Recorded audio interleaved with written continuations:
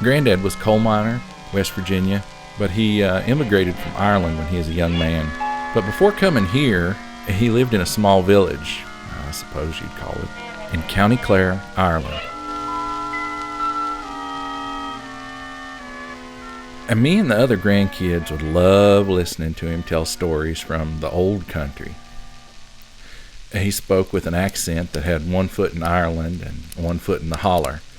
I can't imitate it, but just imagine it coming out of a leathery old dude sitting by a wood-burning stove, holding court with all the young'uns in the family while Mamaw cleans away the supper dishes.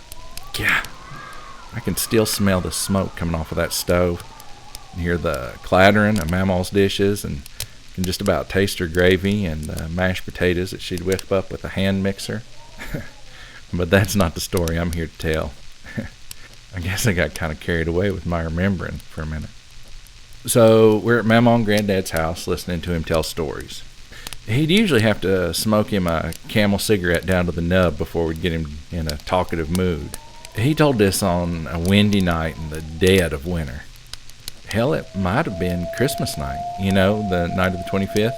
Whenever it was, he picked the right night to tell it, because me and my brothers, we still remember it like it just happened.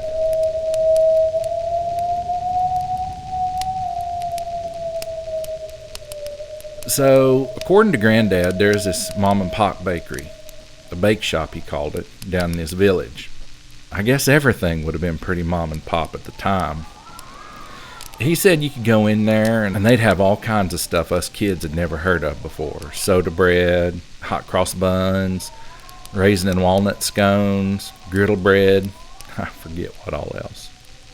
Mince pies, steak and kidney pie, stuff like that. He said they were much too poor to get anything sweet like a fruit pie or scone or anything. But for whatever reason, they'd get him a loaf of bread from there every week or every other week. After hearing stories of how poor his family was, that sounded like an awful big expenditure to me. Maybe they just had some other arrangement with the baker or something.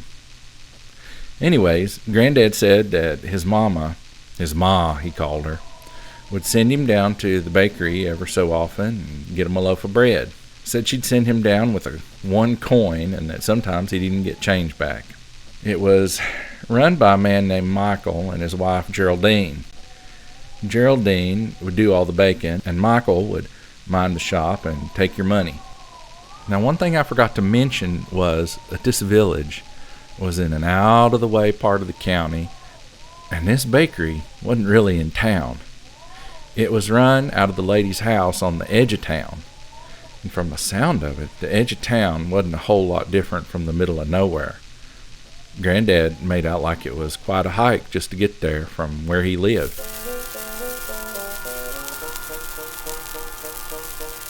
So this one day, he walked down real early in the morning.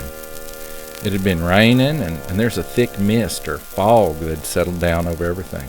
In Ireland, he said it is always raining, or fixing to rain, or had just quit raining. So Granddad, he was about 9 or 10 at the time, made his way through the swirling mists to the bakery. He popped inside the shop, and he said you just go to the shelf and pick what you want, stick it in a poke, and go pay. He remembered that the bread wasn't as fresh as he's used to. He didn't smell anything baking in the oven, and none of the loaves were hot.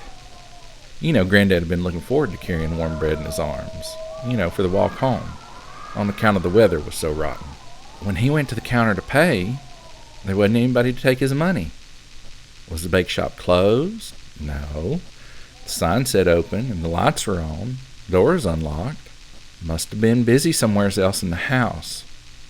There was a bell that he could have rung, but he said he would have felt rude and pushy, especially as a little kid. So he leaned on that counter and waited. Started flipping a coin, spinning it, playing heads or tails games with it.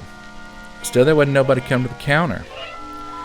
Said he'd been waiting, maybe 5 or 10 minutes. Finally, he leaned over to the counter and hollered for somebody to come and take his money. No answer. He leaned over the counter another time and noticed a dark lump on the floor. It was Michael, the bake shop owner, and he wasn't breathing. Granddad went behind the counter to walk into the house. The living space that's just beyond the bake shop part.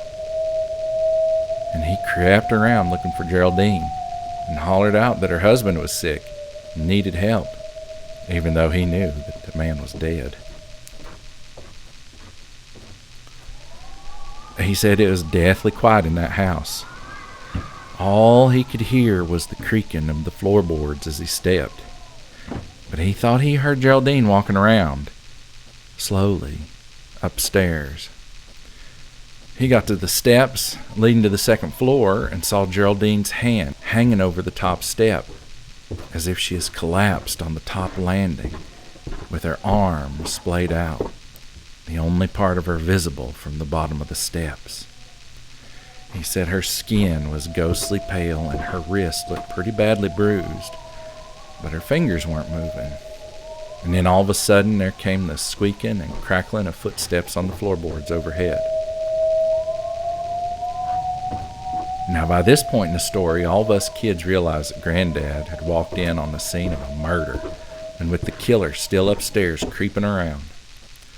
God, you can't imagine the thrill and the icy dread that come over us when he told it.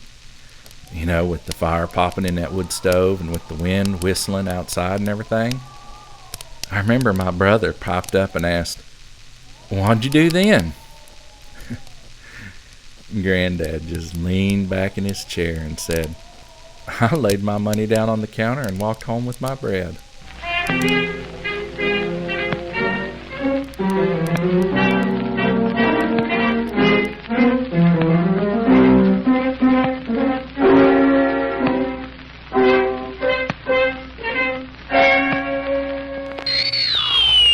Turning and turning in the widening gyre, the falcon cannot hear the falconer.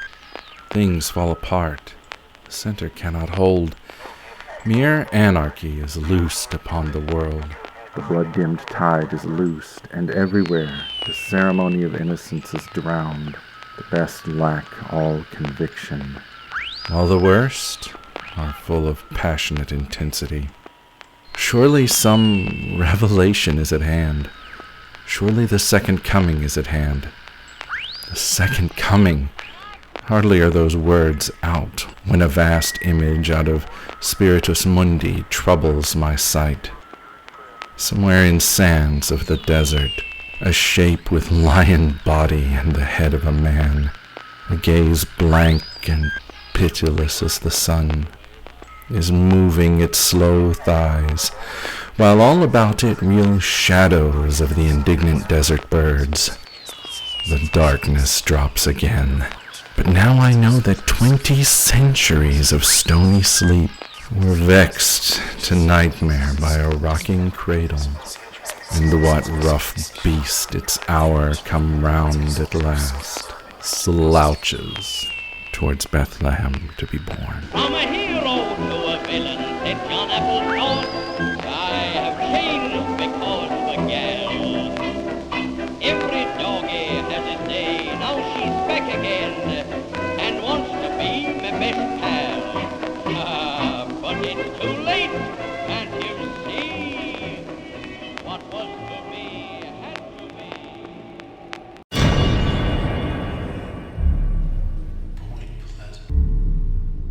Small Town Secrets is a podcast that explores the secrets and strangeness of small towns across the globe, be it paranormal, true crime, or just plain weird.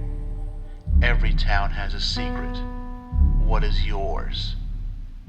Do you have a story to share of a town that you've lived in? Then head over to stscast.com and use the submission form at the bottom of the page, and it might end up on the show.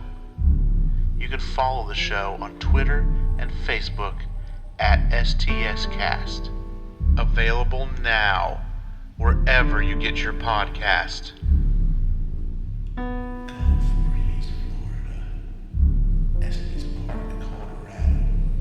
Hello, friends. Take a dive into the unknown with the Anomalous Fascination Podcast. A new podcast where I research and discuss some of the most incredible and unexplainable phenomena, people, and historical events in human history. Episodes are packed full of incredible stories, theories, and mysteries, all in short, family-friendly, and easily digestible format. Prepare to be blown away by the mysteries of the universe, or, at very least, you'll be a lot more interesting at parties. To hop in, search Anomalous Fascination on YouTube, Apple Podcasts, Spotify, or the podcast app of your choice. And don't forget to follow the show at AnomalyPod on Twitter. Let's take a stroll, shall we? Trembling, I reached out to touch one of the pods. Part of its skin broke away under my prodding. Something fell out, fell through the hole in the skin. A mummified arm with a small child's golden bracelet around the skeletal wrist.